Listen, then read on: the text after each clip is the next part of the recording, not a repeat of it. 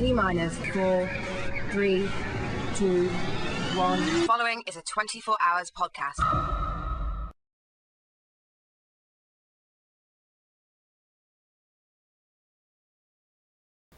I'm Kiara Bisaro. I am a mountain bike racer riding for Opus Bikes, and I live in Courtenay on Vancouver Island. I actually didn't mountain bike all winter, so I'm super excited to be back here, super excited to get back on my mountain bike and try out the new Opus bike that I actually just got. I actually just returned from Montreal. I spent the last 6 months there working with a group called B210. They have a really great support network for athletes that have potential to make it to the Olympics.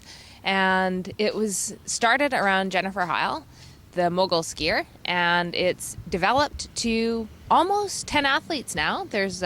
I spent the winter training with a goalie from the hockey team, Kim St. Pierre, which was kind of cool.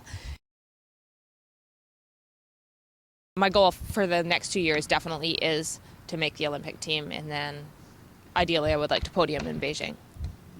The Olympics in Athens was an interesting experience.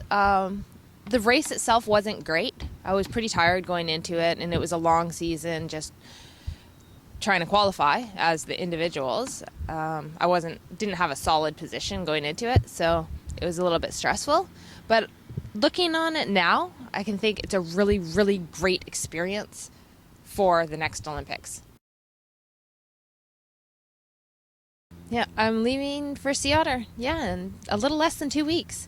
There's a 4-day stage race there, and then I come back to Vancouver for a couple days, stay with my sister, then head off to Europe for the World Cups, a couple races in Spain, a race in Switzerland, a couple races in France, then head back to Quebec for another 2 World Cups, and finally come back to BC. Nationals will be in my hometown, which I'm pretty excited about.